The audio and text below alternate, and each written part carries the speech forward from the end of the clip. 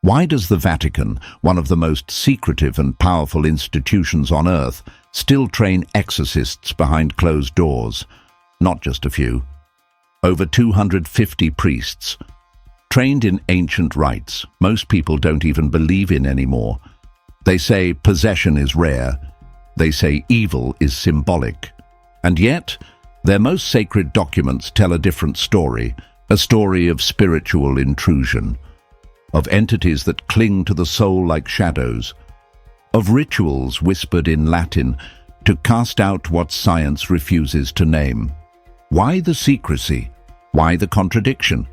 Because what they know, what they've always known, is this: evil is not a myth. It's a presence, and it doesn't show up in horns and flames. It shows up in despair, addiction, obsession, hatred. It feeds on fear, on trauma, on spiritual weakness. And most of all, it thrives when you don't believe it exists. The real question isn't whether possession is real. It's what unseen force is feeding on you, and do you even know it's there? Because if the Vatican still performs exorcisms, maybe it's not the devil they fear most. Maybe it's what the devil reveals about the nature of reality itself. Part 1. The Vatican's Hidden Battle, the Exorcism Files. Hidden behind the walls of the Vatican is a department that officially, yet quietly, still performs a ritual many thought belonged to the Dark Ages. Exorcism. It's not fiction. It's not symbolic. It's a sanctioned practice with centuries of documentation, thousands of cases, and a growing number of trained practitioners. The Rituale Romanum, a manual for casting out demons, was first codified in 1614. And while most churches have moved on to sermons and social work, Rome never stopped training exorcists. In 2004, the Vatican even opened a course titled Exorcism and Prayer of Liberation. It's taught quietly, without public fanfare, because they know something ancient still walks among us. One man who pulled back the curtain was Father Gabriele Amorth, the Vatican's former chief exorcist. Before his death in 2016, he claimed to have performed over 70,000 exorcisms. His words were chilling. The devil is not a myth. He is a real intelligent force, and he is much more active than people think. Amorth described entities that twist emotions, hijack thoughts, and feed off inner weakness, but he also described the resistance, a ritualized system of prayer, invocation, and confrontation, used only by those who knew how to stand in the fire. So why haven't you heard more about this? Because even inside the church, many priests are told to stay silent, to treat the subject with pastoral discretion, to avoid alarming the faithful or inviting ridicule from the secular world. But beneath the silence is a battle, and that battle has never ended. The Vatican still receives thousands of exorcism requests every year, many from people suffering, not just mentally or emotionally, but spiritually. And here's the strange part. Many of these cases don't fit psychological explanations. No trauma, no delusion, no medication that helps, just something else, something that reacts to prayer, something that screams in Latin, something that knows your name. So what are these forces? Are they truly demons? Or are they something far older, something that transcends theology? Whatever they are, the Vatican has kept the rites alive for a reason. Because to those who've stood face to face with the unseen, this isn't myth, it's war. But here's the deeper mystery. What exactly are they fighting? What kind of intelligence enters the human psyche, hijacks behavior, and resists the light? And more importantly, how does it get in? To understand the darkness, we must first understand its mechanics. Because exorcism isn't about spectacle, It's about energy, about vibration, about possession as a spiritual parasite, not a monster in the shadows. So now we ask, what are these entities, and how do they actually operate? That's where we go next. Part 2. What possession really is. Forget the Hollywood version. Real possession doesn't start with spinning heads or levitating bodies. It starts quietly.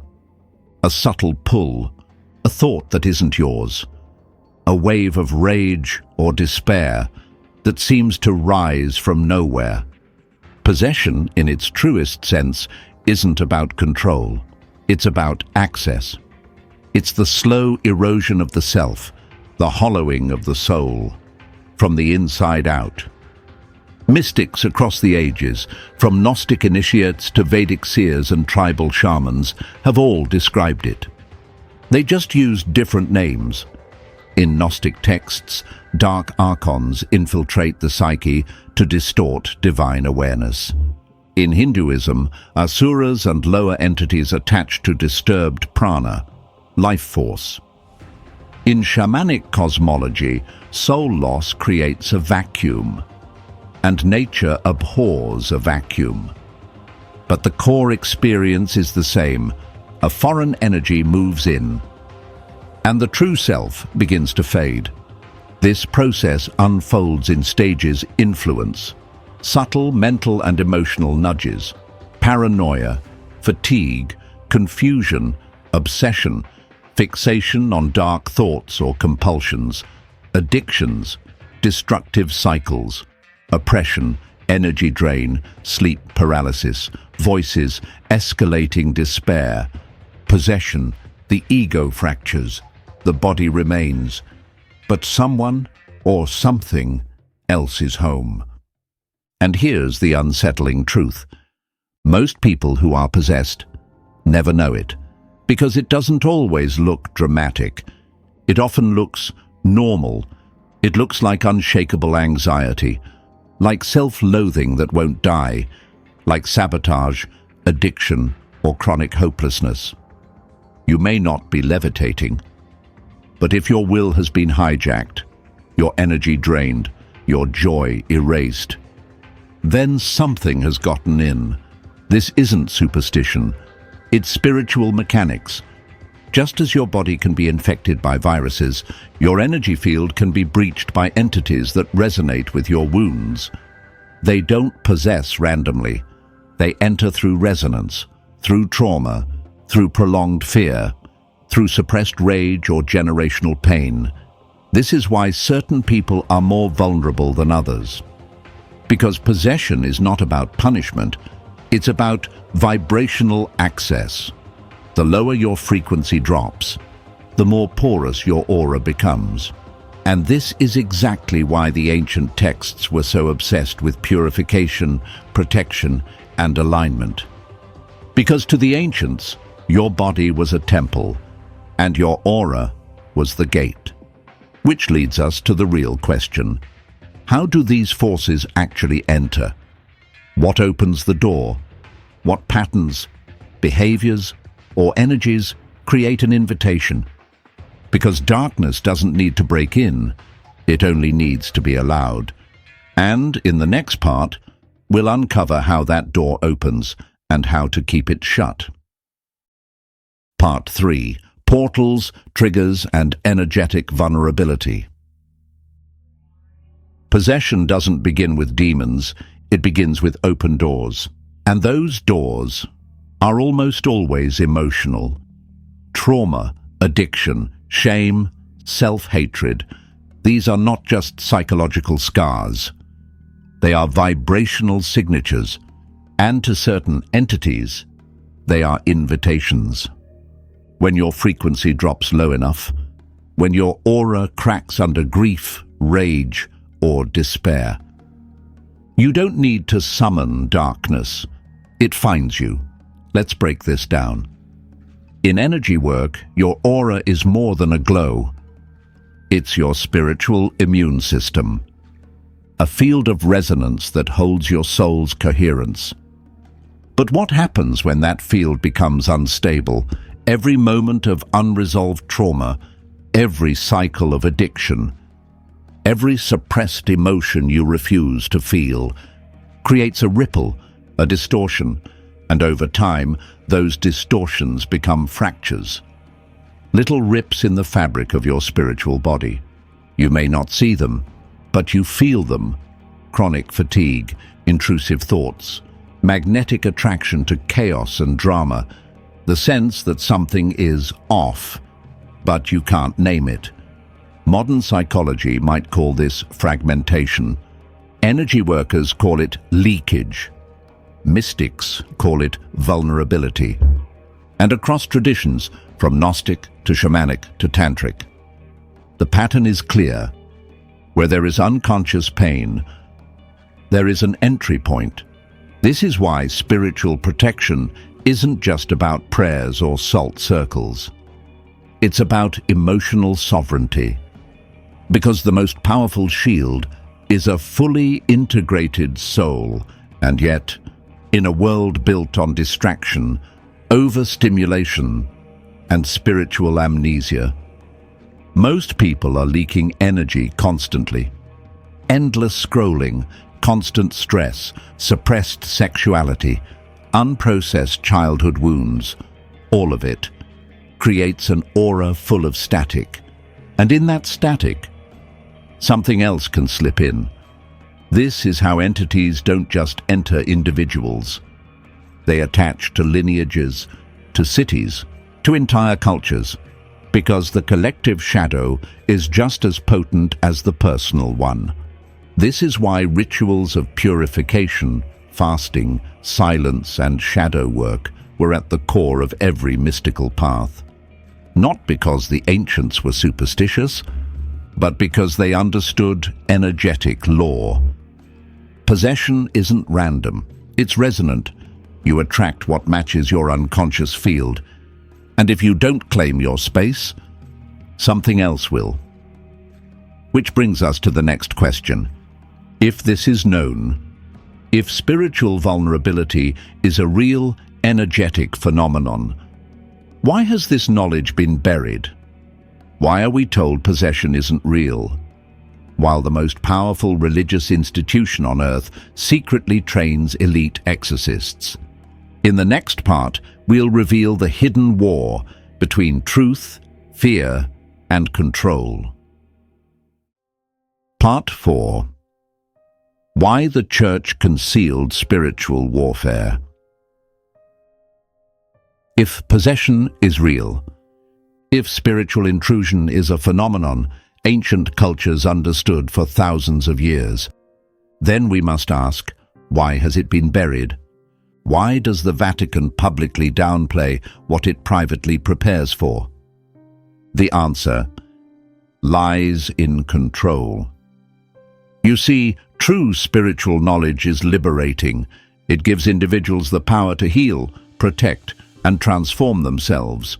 But for institutions built on hierarchy, that's dangerous, because when people realize they don't need a priest to banish darkness, when they learn that angels, rituals, and divine light live within them, they stop obeying blindly.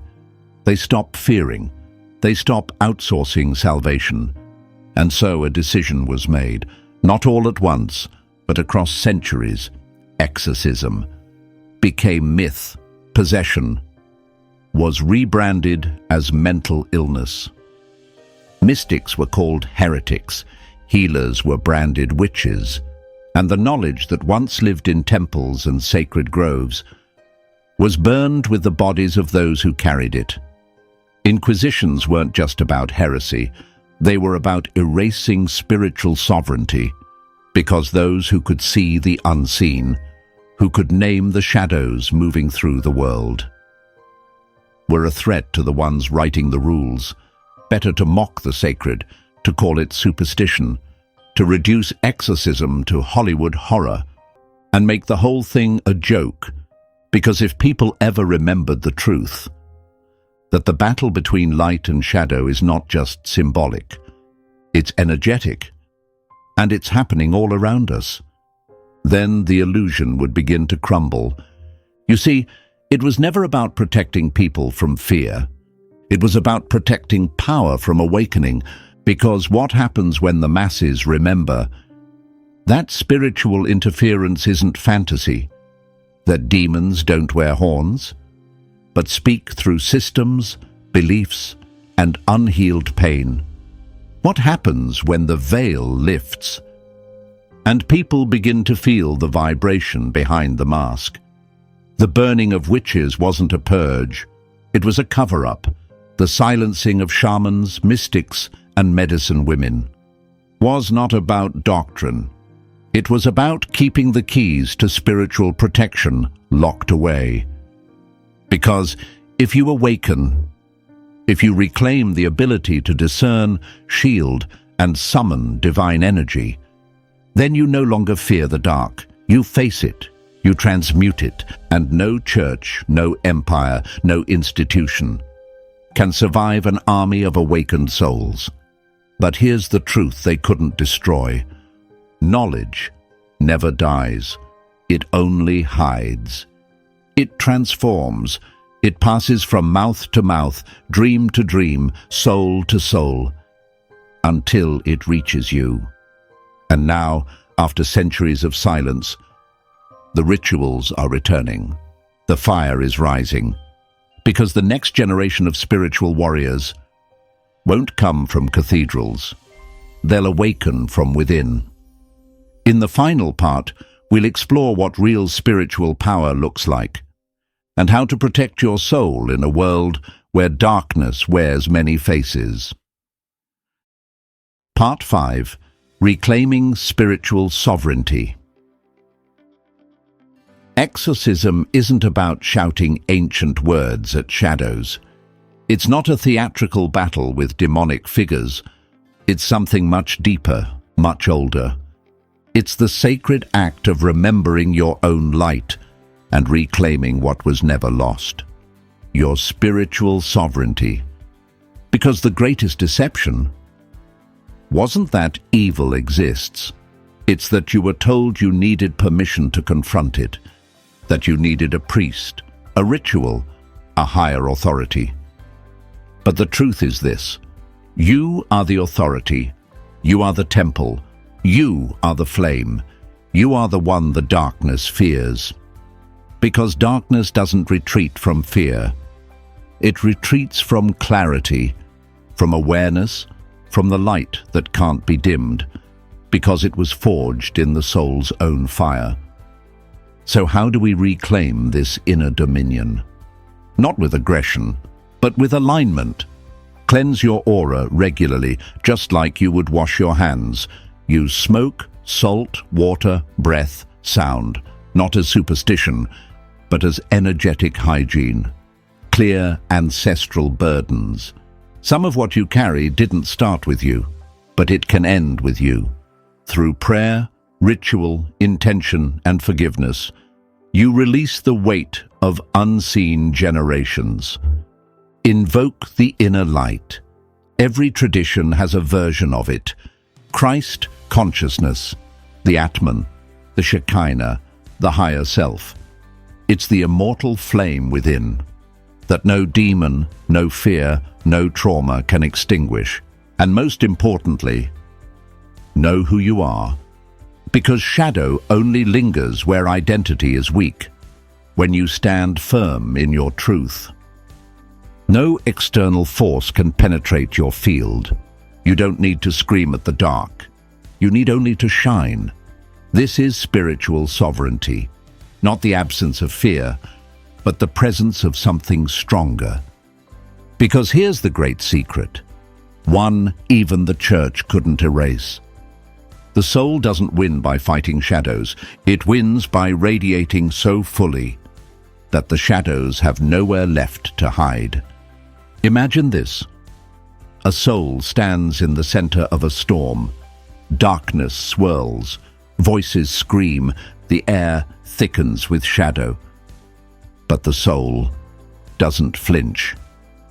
Because from deep within, a light begins to rise, first a flicker, then a flame, then a blinding, untouchable brilliance, and in that light, the storm dissolves, not through violence, not through fear, but through presence, because darkness cannot exist where you have chosen to awaken. So now the question is no longer, are demons real? The question is, are you afraid of darkness? Or are you afraid of how powerful your light truly is? Because once you remember, you can never be possessed again. You become the sovereign, the sanctified, the unshakable. Final CTA. If the Vatican still believes in possession, maybe we should too, because in a world obsessed with the physical, it's the invisible that holds the true power. Subscribe now and take back what was always yours, your energy, your power, your sovereign soul. And in the next episode, we'll decode one of the most misunderstood mystical tools in history, the tarot. From ancient Egypt to modern mystics, these aren't just cards. They're archetypal gateways filled with hidden symbols, occult codes, and divine truths. So ask yourself, your soul has been trying to show you all along.